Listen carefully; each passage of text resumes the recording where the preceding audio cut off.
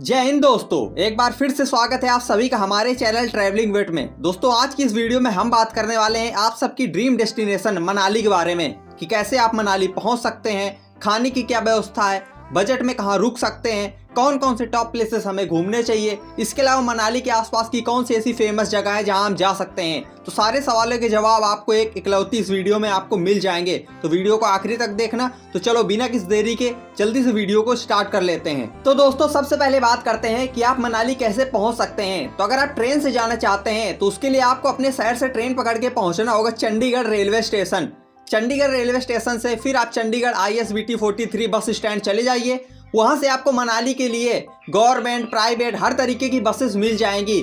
बस के किराए की बात करें तो 600 से 800 में आपको बस मिल जाएगी और टाइम की बात करें तो 10 से 12 घंटे में आप इजीली मनाली पहुंच जाओगे। किसी भी तरीके की आपको कोई समस्या नहीं आने वाली है। सेमी डीलक्स से लेके ऑर्डिनरी बस भी आपको मिल जाएगी। तो अपने बजट के अनुसार बस पकड़िए और मनाली पहुंच जाइए। अब दूसरा ऑप्शन है, अगर आप फ्लाइट से आना चाहते हैं तो उसके लिए आपको अगेन चंडीगढ़ एयरपोर्ट आना होगा। वैसे तो कुल्लू का भी एयरपोर्ट है लेकिन वहाँ फ्लाइट की फ्रिक्वेंसी बहुत कम है। तो आप चंडीगढ़ एयरपोर्ट आ जाइए, वहाँ से आप सेम रूट ट्रेन वाला फॉलो कर सकते हैं। आप ISBT 43 बस स्टैंड जाइए, वहाँ से आप अपनी सुविधा अनुसार बस पकड़िए और पहुँच जाइए मनाली। कोशिश करें कि आप रात में ही निकल जाइए मनाली के लिए, क्योंकि 10 से 12 घंटे आप सफ़र करेंगे तो पूरी रात आप बस में रहेंगे और सुबह सुबह मनाली पहुंच जाएंगे, जिससे आप एक दिन में मनाली के प्लेस कवर कर लेंगे लोकल जो आसपास के हैं। तो आपका एक दिन भी बच जाएगा। तो कोशिश करें कि रात से 9 बजे से 10 बजे की बस आप पकड़ लें चंडीगढ़ से। इसके अलावा भी आप दिल्ली आ सकते हैं, बस या ट्रेन जिससे भी आप आना चाहते हैं। दिल्ली से आपको मनाली के लिए डायरेक्ट बसेस मिल जाएंगी, जिसके फेयर की बात करें तो 800 से 1200 के बीच में आपको नॉर्मल से लेके AC डीलक्स बस मिल जाएगी। दोस्तों इसके अलावा अगर आप चंडीगढ़ से प्राइवेट कैब करके मनाली जाना चाहते हैं तो उसका फेयर की बात करें तो 6 से 7 हज़ार आपको वो चार्ज करेंगे। बाकी आप बार्गेनिंग करके ऊपर नीचे करा सकते हैं। अगर आप ग्रुप के साथ जा रहे हैं तो इसमें आपका फायदा होगा, तो आप प्राइवेट कैब भी कर सकते हैं। अब दोस्तों आप मनाली पहुंच गए हैं तो अब बात आती है कि हम रुके कहाँ। तो मनाली में रुकने के लिए सबसे अच्छी जगह है माल रोड। आप मनाली माल रोड पहुंच जाइए, वहां पर आपको नॉर्मल 1200 से होटल स्टार्ट हो जाते हैं। अगर आप लड़के हैं, साथ में कोई आपके लेडीज या गर्ल नहीं है तो आप 800 के भी होटल वहां पे आपको मिल जाएंगे, लेकिन सुविधाएं थोड़ा सा कम होंगी। लेकिन अगर आपके साथ फैमिली है तो आप 1200 से 1800 2000 के बीच में आपको बढ़िया माल रोड के पास में होटल मिल जाएंगे। तो आप अपने बजट अनुसार, अपनी सुविधा अनुसार और अपनी रिक्वायरमेंट के अनुसार अपना होटल वहां पर ले लीजिए, क्योंकि माल रोड से आप बाकी के प्लेसेस इजीली कवर कर लेंगे। तो आपने होटल ले लिया है, हाथ मुंह धोइए, थोड़ा सा खाना पीना खाइए और फिर लोकल प्लेसेस घूमने के लिए निकल जाइए। खाने की बात करें तो मनाली में आपको वेज नॉन वेज हर तरीके का फूड आपको अवेलेबल हो जाता है। दोस्तों अगर नॉर्मल खाने की थाली के प्राइस की बात करें तो वो है 180 से लेकर 220 रुपए तक। तो आप खाना पीना खा लीजिए और निकल जाइए लोकल प्लेस घूमने के लिए, जिनमें सबसे पहला स्थान है हिडिंबा देवी टेम्पल।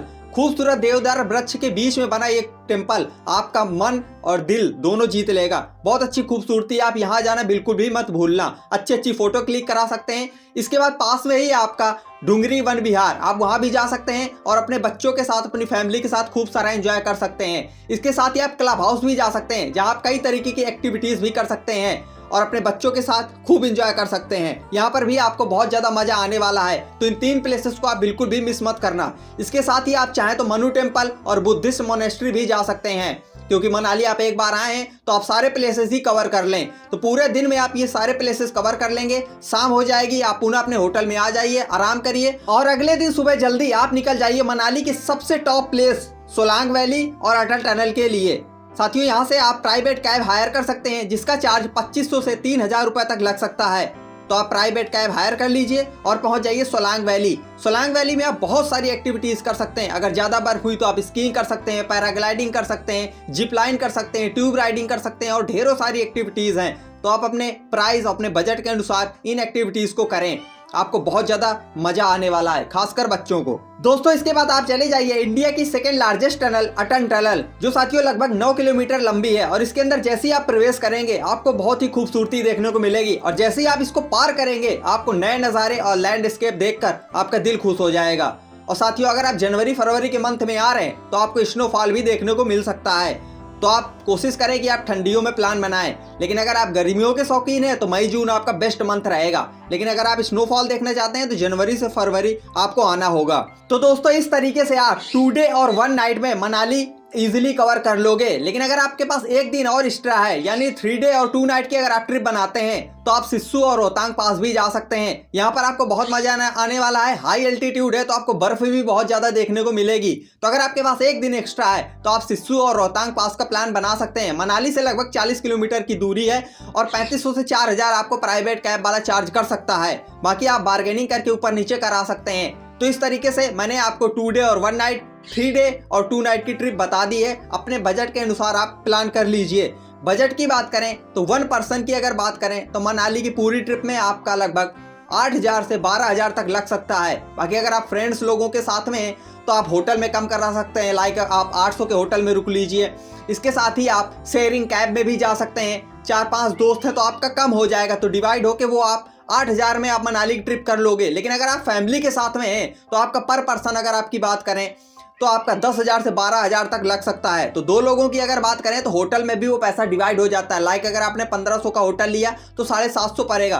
तो 2 पर्सन की अगर बात करें मनाली की ट्रिप में, अगर आप कपल हैं तो आपका लगभग 18,000 से 22,000 तक लग सकता है। एक्टिविटीज़ के चार्ज भी आप ऐड कर लीजिएगा अपने अनुसार, क्योंकि उसका मैंने ऐड नहीं किया है।